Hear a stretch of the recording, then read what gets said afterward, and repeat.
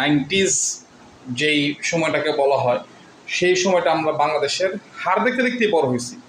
আমিনুল আকরামরা যেভাবে হারছে, অপি বা রফিক এরা যেভাবে হারছে, হার দেখতে দেখতে কিন্তু আমাদের বুকটা শক্ত হয়েছে। তার মানে 20টা ম্যাচ হারার পরে একটা জয় আমাদের কাছে এখনও অনেক কিছু। তার চেয়ে বড় কথা, আমরা বাংলাদেশি সবসময়, বাংলাদেশ ক্রিকেট টিম হোক, ফুটবল টিম হোক, সব কিছু যাই হোক না কেন, ভালো হোক খারাপ হোক, বাংলাদেশকেই সাপোর্ট করব।